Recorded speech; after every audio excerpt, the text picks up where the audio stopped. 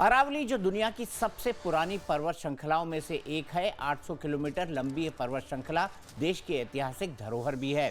अरावली को दिल्ली हरियाणा का फेफड़ा भी कहा जाता है। दरअसल अरावली की पहाड़ियां न सिर्फ हवा को शुद्ध करती हैं, बल्कि भूजल को संरक्षित करने में भी अहम भूमिका निभाती है।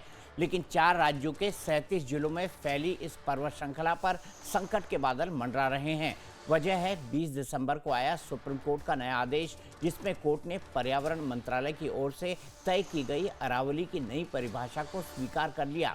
इस परिभाषा के मुताबिक केवल वही पहाड़ियां अरावली मानी जाएंगी जो अपने आसपास की जमीन से कम 100 मीटर ऊंची हो, या फिर ऐसी 2 या उससे ज़्यादा पहाड़ियों का समूह हो जो 500 मीटर के भीतर स्थित हो। यानी 100 मीटर ऊंची पहाड़ी के आसपास का 500 मीटर का दायरा संरक्षित माना जाएगा।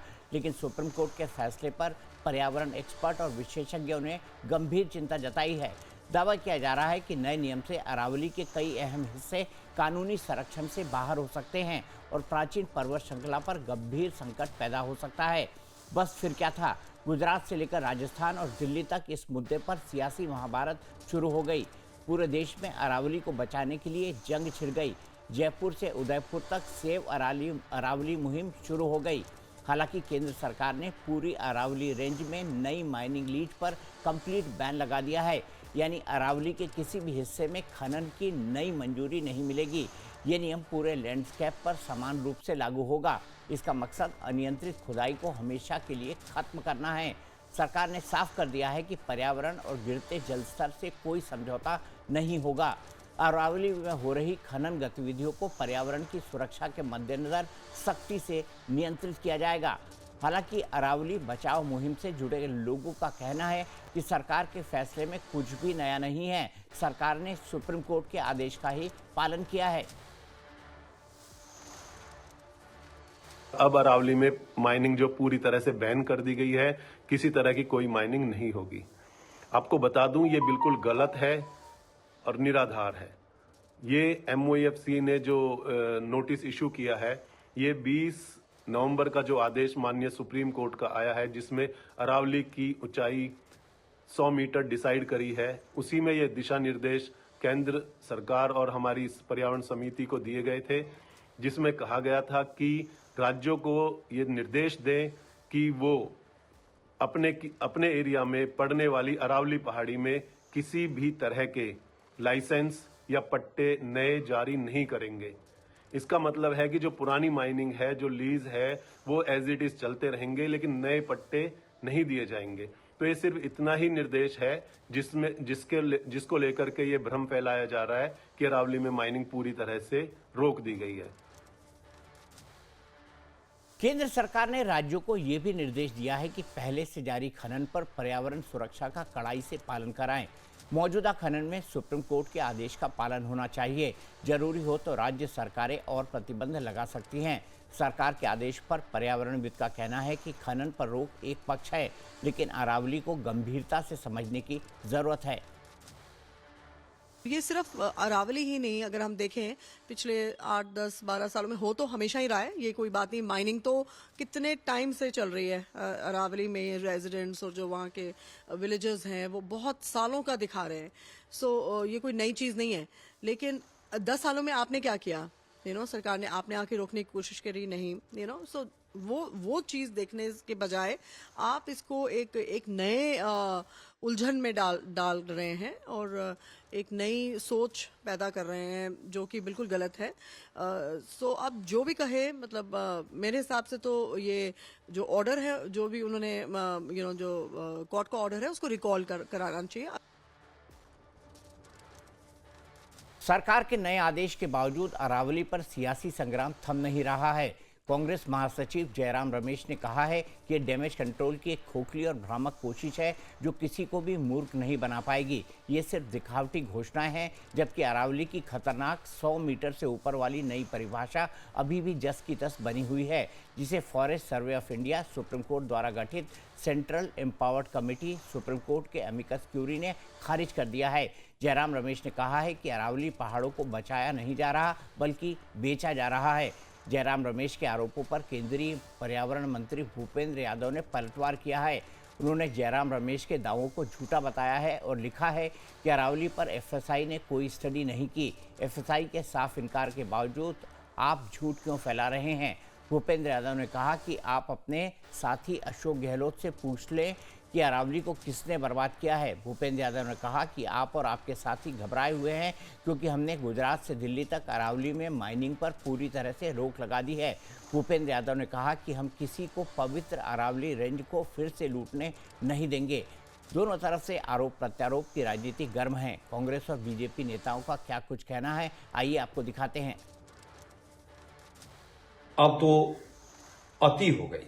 जिस तरह से सबसे पुरानी अरावली पर्वतमाला इस सरकार से संरक्षण मांग रही है और ये सरकार लगातार दाएं बाएं भ्रामक प्रचार करके अब अरावली क्षेत्र के परिभाषा को ही बदलने का काम कर रही है। ये दर्शाता है कि सरकार कितनी अपने पूंजीपति मित्रों के खनन उद्योग और रियल एस्टेट उद्योग के लिए व्याकुल है। इसे इस देश के कई राज्यों के पारिस्थितिकी तंत्र की चिंता नहीं है।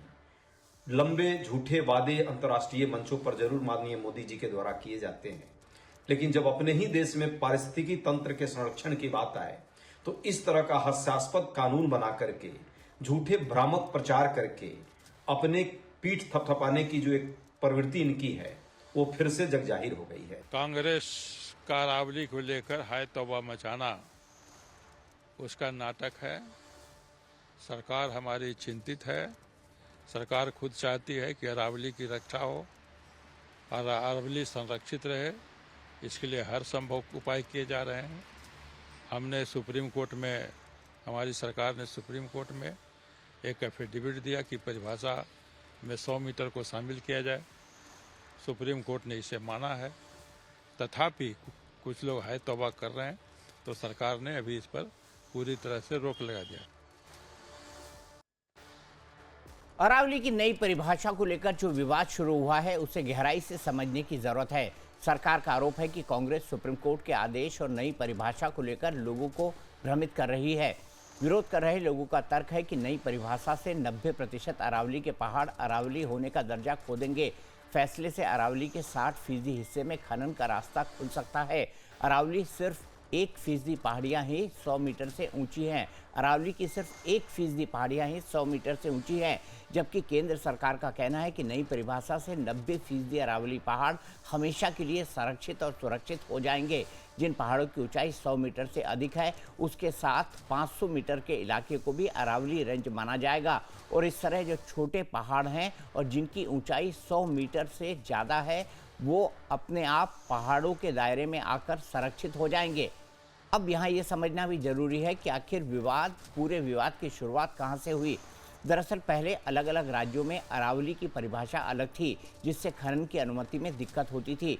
सुप्रीम कोर्ट ने 2004 में सरकार से कहा था कि एक समान परिभाषा सभी राज्यों के लिए बनाइए। इसको लेकर पिछले महीने कोर्ट ने केंद्र की समिति की सिफारिशें मंजूर कर ली, जिसके तहत अरावली में सिर्फ वो पहाड़ियाँ आएंगी जो आसपास के इलाके से 100 मीटर ऊंची होंगी। ऐसी 2 पहाड़ियाँ अगर 500 मीटर के दायरे में हैं तो पूरी रेंज संरक्षित होगी।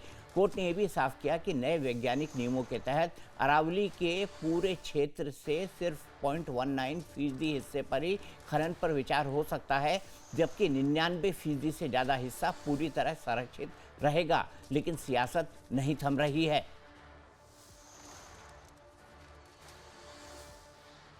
मैं समझता हूं कि केंद्र सरकार ने गलत पैरवी करके हमारे देश के पर्यावरण को नज़रअंदाज करके ये अरावली की 100 मीटर का फैसला सुप्रीम कोर्ट से कराने का कार्य किया है। और ये जो फैसला केंद्र सरकार ने जो आज ये वकालत अरावली की करी है, कल ये शिवालिक की भी होगी, क्योंकि 100 मीटर का जो एक ये है, यानी कि कोई अगर पहाड़ की नज़दीक से नज़दीक समतल क्षेत्र से 100 मीटर की ऊंचाई तक है तो उसको अगर पहाड़ी का क्षेत्र नहीं माना जाएगा। अगर वो अरावली का नहीं है तो कल शिवालिक का भी नहीं।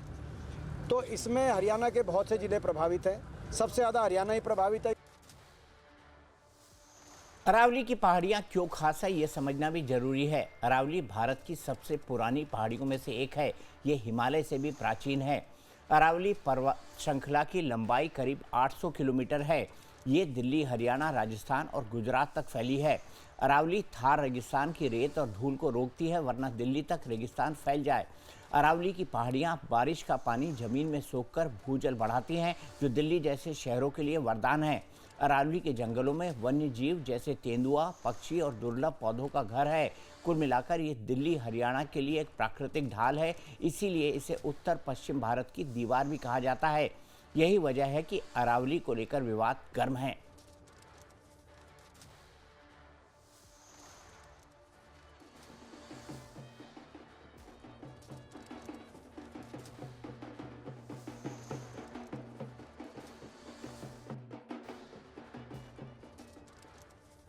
इसी पर बात करने के लिए मेरे साथ बीजेपी के प्रवक्ता अनंत अमित जी, कांग्रेस के प्रवक्ता वरुण पुरोहित जी और अनिल सूद हैं, अध्यक्ष हैं जन चेतना एनजीओ के, वो मेरे साथ जुड़े हुए हैं। सबसे पहले वरुण जी, मैं आपसे जानना चाहूंगा क्या आपत्ति है, क्योंकि सरकार ने तो पूरी की पूरी अरावली रेंज में माइनिंग पर ही रोक लगा दी है, अब तो किसी तरह की कोई दिक्कत होना नहीं चाहिए।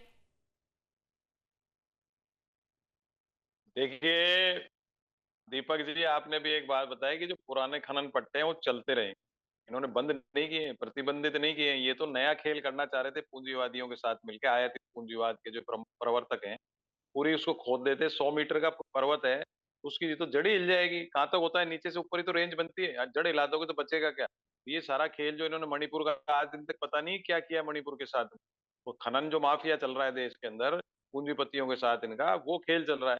हर चीज में कांग्रेस ने ऐसे किया, अरे भाई आपको क्यों लाए थे 12 साल से, कांग्रेस ने ऐसे किया, आप तो सही कर सकते पर नहीं कर रहे, क्योंकि हल्ला मचा। पूरे राजस्थान का आदमी जाके, कांग्रेस वांग्रेस नहीं था, पूरे राजस्थान का आदमी में आग लग गई तो इनकी घबराहट हो गई, इन्होंने फटाफट उसको रोक लगा दी। क्यों नहीं सुप्रीम कोर्ट में ढंग से पैरवी, क्यों नहीं, संसद तो सुप्रीम होती है दीपक जी, बदल दीजिए डेफिनेशन। अगर कांग्रेस ने गलत किया तो आपको क्या दिक्कत आ रही, डेफिनेशन बदल दो, माइनिंग रोको। पर इनको जो पूंजीपति, आयातित पूंजीवाद के धनी पूंजीपति जो इनके समर्थक हैं, इनके प्रवर्तक हैं, उनको नजर दिख रहा है कि इसमें से ये निकाल लो। अब जैसे आपको मैं मकराना का उदाहरण देता हूँ, वहां क्या है, इतनी खोदी गई थी कि नीचे पानी आ गया, रोकना पड़ा उसको। ये खानों का तो मामला बड़ा विचित्र है, और अगर आप उसको संरक्षित नहीं करो, जो हिंदू चैंपियन बनते हैं ना, ये आपको पता है अरावली में कितने, आप जानते हो, मेरे से अधिक जानते हो, कितने प्राचीन मंदिर हमारे हैं, कितने देवी देवताओं के स्थान है। अगर आप ये नीचे के समतल कर दोगे तो सब ऐसे ही समाप्त हो जाएंगे। तो ये खाली पूंजीवाद के एक प्रवर्तक हैं देश के अंदर, नाम लेते हैं धर्मकार, पूंजीवाद को प्रमोट करके देश का सर्वनाश कर रहे हैं। फिर ये कहते हैं कांग्रेस ने ऐसे किया, कांग्रेस, अरे कांग्रेस ने कुछ गलत किया होगा जब भी तो आपको चुना था, पर आप तो उससे ज्यादा खतरनाक नजर आ रहे हो। वो आम जनता जो राजस्थान की है ना दीपक जी, वो इनसे त्रस्त आ चुकी है। इन्होंने क्यों ली फटाफट, क्यों स्टे करी इस चीज को, इनको पता था पूरे राजस्थान में आग लग जाएगी, राजपूताना की आग लग जाएगी, तो ये कहीं नहीं रह सकते हिंदुस्तान के अंदर। राजपूताना का खून खोल गया था और खोला हुआ है, अभी भी सब समझ रहे हैं इनकी चालाकी। क्यों नहीं आप प्रतिबंधित करते हो? आपने जब कोर्ट में डेफिनेशन में आपने कहा कि 100 मीटर क्या होता है भाई, अभी आपको कोई एक्सपर्ट बताएंगे कि पहाड़ी तो नीचे से आती है ना ऊपर, यूं थोड़ी हो जाती है 100 मीटर। ये चीजें देखने वाली बात है। कितने धार्मिक स्थल हैं ये, हिंदू हिंदू करते, कितने धार्मिक स्थल हैं पूरे अरावली पर्वत में, वो भी, उनका भी तहस नहस करेंगे, क्योंकि पूंजीवाद को पोषक है ये पूंजीवाद के पोषक है। ठीक है अनंत अमित जी, वही आरोप कि अपने पूंजीवादी साथियों को लेकर आप माइनिंग देना चाहते हैं, इसीलिए आपने अरावली में नियमों में फेरबदल कर दिया और कहा कि 100 मीटर से नीचे की जो पहाड़ी है उसके ऊपर माइनिंग करी जा सकती है। दीपक जी, पूरा देश जानता है कि यूपीए के शासनकाल में अरावली पर्वत को कौन बेच रहा था। मनमोहन सिंह की सरकार में कौन रेल मंत्री थे, आधा अरावली उन्होंने अपने नाम लिखवा लिया था, ये देश भी जानता है। और आज उसी केस में कई लोग के ऊपर केस भी चल रहा है। और दूसरी बात दीपक जी, हमारी सरकार प्रतिबद्ध है अरावली पर्वत को, अरावली पहाड़ को कैसे बचाना है, लोगों को कैसे सुरक्षित रखना है और किस तरीके से मरुस्थल ना बन जाए, इसकी जिम्मेदारी सरकार की, और सरकार ने उस जिम्मेदारी को स्वीकार किया है। और सुप्रीम कोर्ट में जो हलफनामा दिया है उसके बाद जिस तरीके से आंदोलन था, लोगों ने और हमारी सरकार ने कल प्रतिबंधित किया है और एक नए ICFRI बनाया है, जिसके तहत यह तय होगा कि योजना कौन सी बनेगी, नई प्रतिबंधित जोन की पहचान भी करेंगे और उसके तहत आगे की कार्रवाई होगी। हमारी सरकार अपने देश के जनताओं के प्रति पूरी तरह से कटिबद्ध है कि उनकी सुरक्षा और उनको किस तरीके से हवा सुरक्षित, अच्छी हवा मिले, इसके लिए हम काम कर रहे हैं। और जिस तरीके से कांग्रेस के मित्र और कांग्रेस के बड़े नेताओं के द्वारा जो आरोप लगाए जा रहे हैं, तो उनको अपने गिरेबान में झांकने की जरूरत है।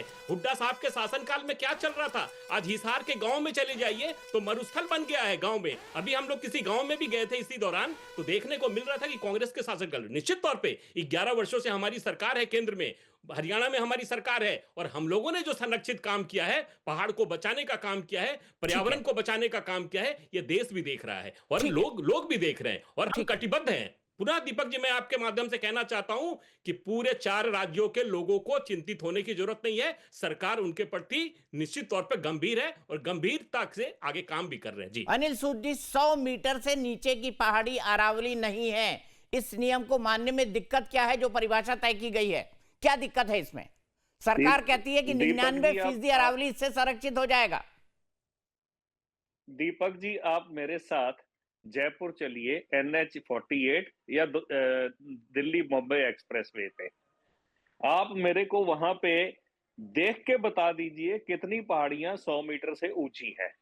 90% पहाड़ जो हैं दिल्ली से जयपुर पहुंचते पहुंचते जो 100 मीटर से नीचे हैं, सब गायब हो जाएंगे।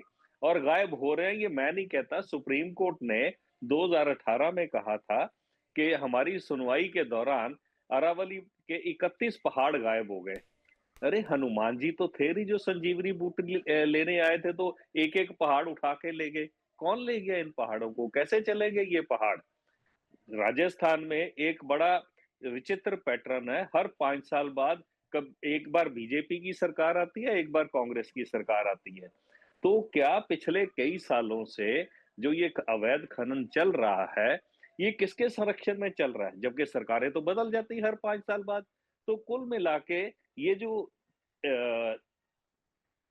लोगों के मन में भ्रम फैला हुआ है, ये भ्रम नहीं, ये सच्चाई, बहुत कड़वी सच्चाई है। और अगर ये डेफिनेशन लागू हो गई, आप मान के चलिए जितने आपके एक्सप्रेसवे, हाईवे जो हैं, ये सैंड ड्यून में बदल जाएंगे। आप यहाँ पे गाड़ी चला के दिखा दो, आप दिल्ली का एयरपोर्ट मेरे को ऑपरेट करके दिखा दो, जयपुर का एयरपोर्ट ऑपरेट करके दिखा दो, और आपके सारे एसी काम करना बंद कर देंगे। हम कहाँ बैठे हैं ये लोग? क्या बोल रहे हैं एक दूसरे पे ब्लेम लगाने की? कोई जमीनी हकीकत आपको नहीं बताना चाहता।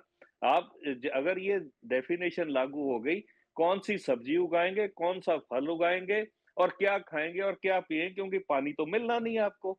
तो कुल मिला के एक बहुत डेंजरस सिचुएशन में बैठे हुए हैं। सुप्रीम कोर्ट की जजमेंट में सबसे बड़ा सवाल एक उठता है कि एफएसआई के पास कंपिटेंस कहां थी इस अरावली की डेफिनेशन डिफाइन करने की, जो एफएसआई अपनी फॉरेस्ट की डेफिनेशन आज तक नहीं डिसाइड कर पाए 45 साल में। और रही बात आईसीएफआरआई का सर्वे की, आईसीएफआरआई के पास के पास कौन सी कंपिटेंस है? ये तो सारी कंपिटेंस आती है जियोलॉजिकल सर्वे ऑफ इंडिया की। तो ये कौन सी बात कर रहे हैं, किस परिभाषा की बात कर रहे हैं?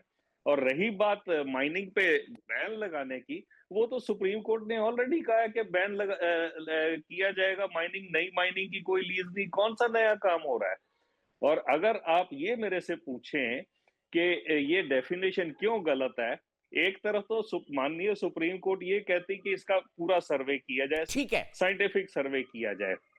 जब साइंटिफिक सर्वे हुआ नहीं तो डेफिनेशन कैसे हो गई? ठीक है, ठीक है। तो यहीं पर कुल मिला रुकेंगे के अनिल बड़ी सूद जी dangerous आपका, situation है। अनंत अमित जी आपका और वरुण पुरोहित जी आपका मुझसे जुड़ने के लिए और बातचीत करने के लिए बहुत बहुत शुक्रिया।